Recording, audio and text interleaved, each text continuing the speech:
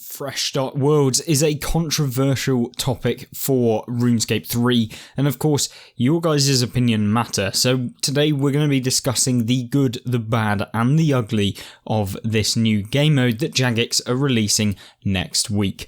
Let's get into it. Now then, what is Fresh Start Worlds? Well, it is effectively this new game mode that Jagex are releasing, whereby you can essentially restart your account on RuneScape, starting from level 1 in every single skill and then working your way up to wherever you want to get your account to by the end of it, and then it gets introduced, this new account, into the current game. So at the end of the event, this your account that you've spent so much time on during the event, should you decide to, then gets put back into the standard RuneScape worlds, so you can just play that account. Now, yes, I already hear you guys screaming of the potential problems of introducing an account that is brand new and has a load of extra features added into it during the game mode, into a game that's already existing, and we'll get into that later. But one of the great things that this new game mode introduces is that it will include double XP. In fact, it will include 2.5 times XP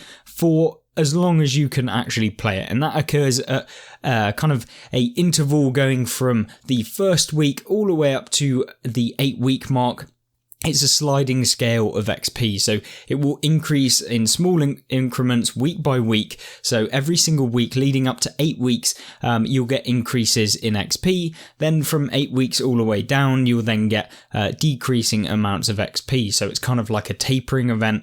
Then you get to the 8-week mark, then you've got 2.5 times XP for every single time you log in, and that way you can effectively have some game modes where you're able to just rapidly go up through the levels, and so you can get 120s super quickly with this if you decide to actually endure in the journey that is Fresh Start World. So what else does this mode actually feature as well? So you might think, well, other than the fact of being able to get some just basically increased amounts of XP during the time at which you make the account and when the event is actually live, what else can you actually get? Well, there are a few extras, and that is that there are a variety of game mode exclusive unlockable content that you yourself will be able to actually get, and that comes in the form of accuracy boosts, loyalty auras. You'll be able to get double yield chance boosts and 20% increased chance for double drops,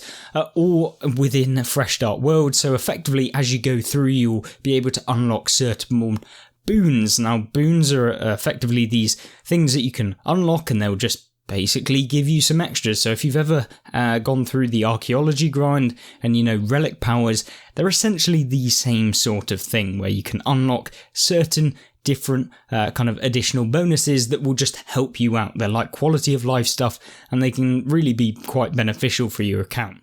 So this is obviously great for anyone that wants to really get ahead of the game, to be able to come up with some really interesting money-making methods during Fresh Start World, which maybe I'll be looking into to see what kind of money-making methods are going to be able to benefit you the most with the double drop chances, and also some of the extras that you can get. I think that would be really, really interesting to see, because effectively your account does get moved to the standard version, and we also have to worry about what the market impacts of that are going to be. But once again, we'll talk about that later on. But what else, other than kind of your gameplay mechanics, can you get? Well, that comes in the form of challenges, and also some specific tradable rares that you will be able to pick up during this journey as well.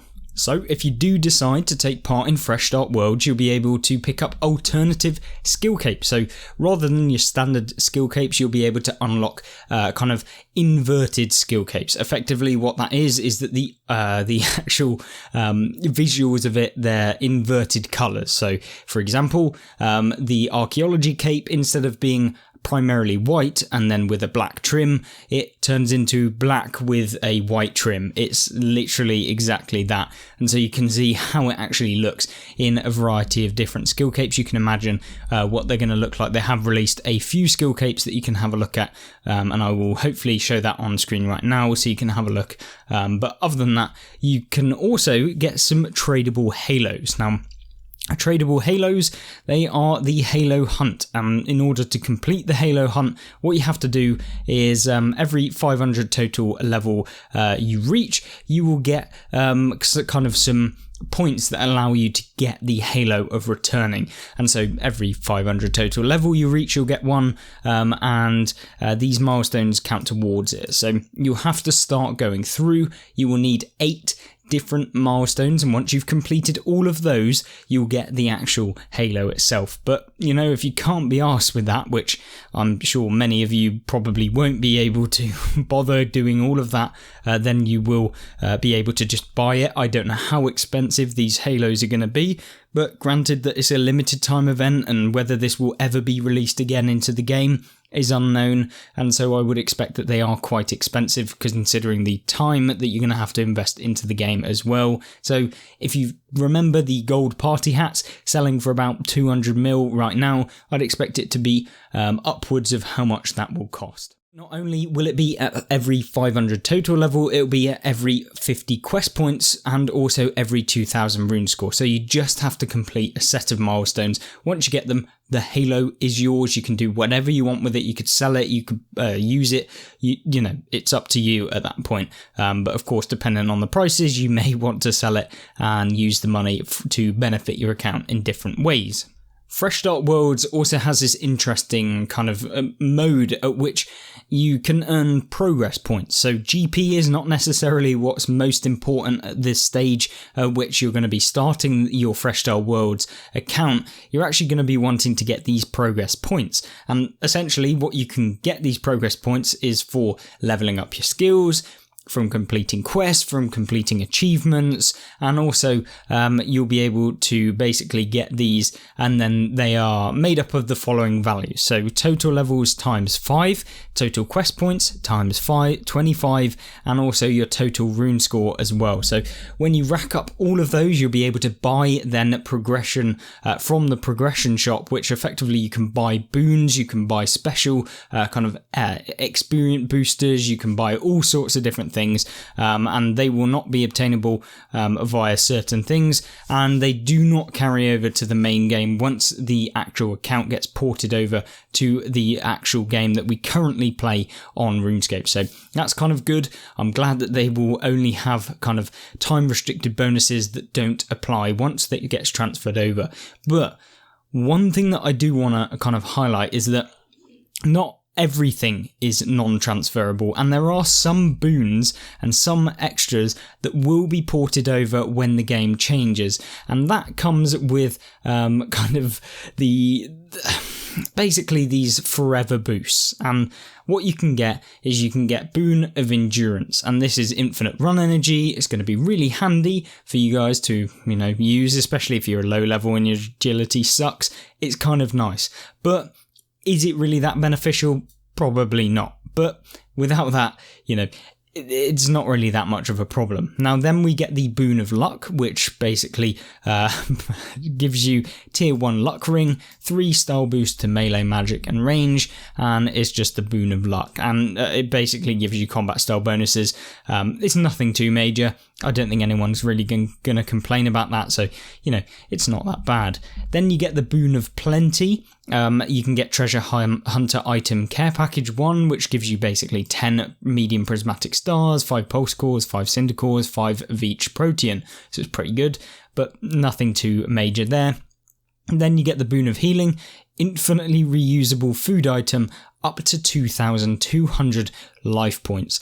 Depending on player level, has a 5-minute cooldown, so you cannot basically use it, and it provides a cornucopia of food that never depletes. It can heal some life points every 5 minutes, and this item is removed when you leave Fresh Start World, so you cannot use it after Fresh Start Worlds kind of ends, and these are for all of these boons really, and so they're not really going to be a problem when you jump back into the standard game. Effectively what Jagex are trying to do here is just allow new players to not be so far behind on their accounts, which is why we've seen a lot more double XPs going on throughout the game. So I do kind of enjoy the fact that they're trying to bring in new players and create the game that everyone wants to see RuneScape 3 return to. But yeah, there are various different kind of boosts, and we can see these being very useful for some of the high tier bosses, as you get things like the boost Boon of Vigor, which give you 10% boost to base life points, prayer points and summoning points, Boon of Ammunition, Boon of Banking. There's loads of different stuff that you can buy, and you can basically get these using progress points. So you'll get more and more of these as you go through, but they won't actually transfer to the main account, which is not that bad, but you know, you can make of that what you will.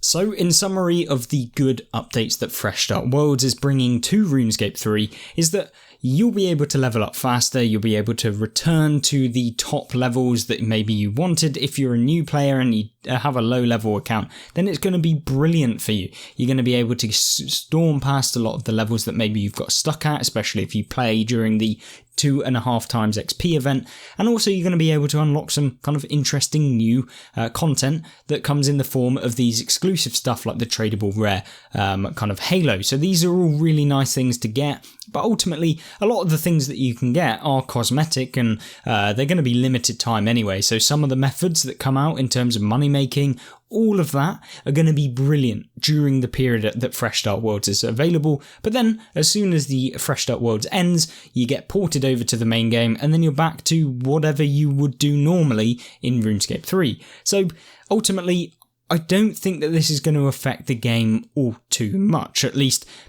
from this point. Maybe as the Fresh Start Worlds gets underway and we start discovering that there are loads and loads of cheese methods for just basically rinsing through loads of different things, and then we'll get to see whether or not I'm actually right. But of course, you can leave your own opinions, but remember there are some negatives for this game mode, and that is exactly what we're going to be talking about in the bad and the ugly section of this video.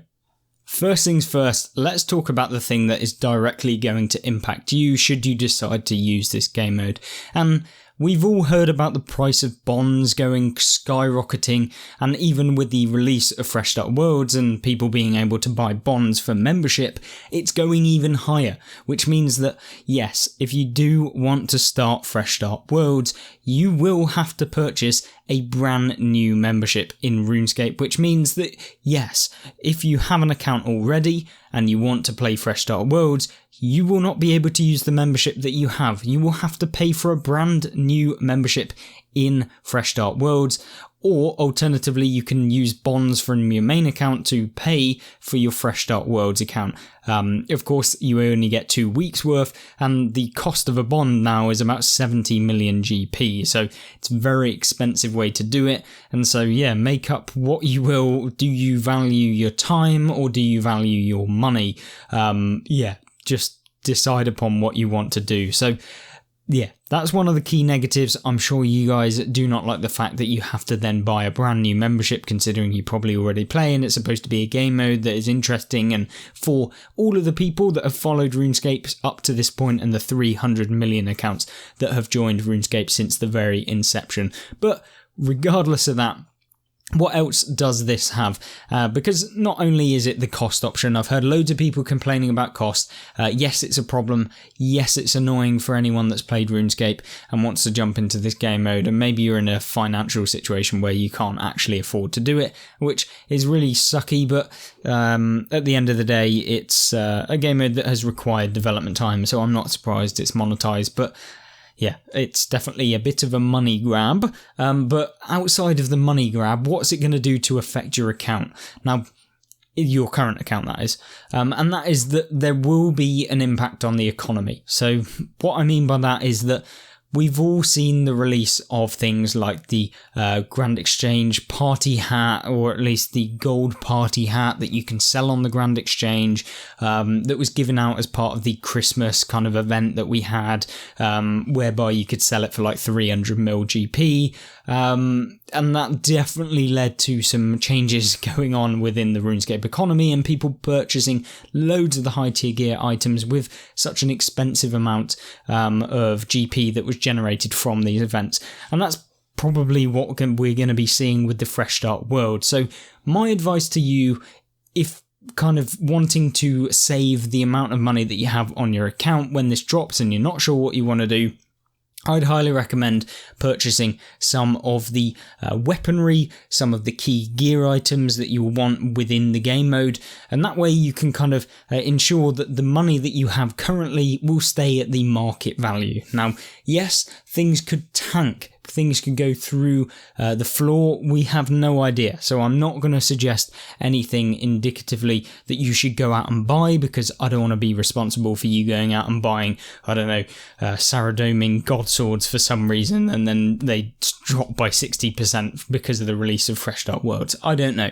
But equally, I highly recommend you just invest the money that you have into some gear that you're going to use yourself, and that way, whatever happens, it will all be relative. It's like buying a house in real life. Whatever happens in the market, at least you'll be able to take it out. The problem with keeping your GP is that typically these events do actually drive the cost of everything up, because it generates so much more GP within the game. Because remember, there'll be probably a lot of people with double the accounts, with double the items generated, with double the GP being made, and therefore a lot more will be wanting certain items. And of course, the drop rate on some of these high level items is so low that even with the influx of so many new players, they'll be requiring all of the extra items when they do jump back into the standard game mode. So yes, I think it's definitely going to impact the economy. It's too early to say what's going to happen, but of course you can start thinking about it and deciding what you're going to do with the cash that you have on your account, or whether you're not going to do anything and you're just going to continue as you are. Of course, that's down to you, but it's something that I definitely feel a little bit scared about with regards to the RuneScape 3 economy currently.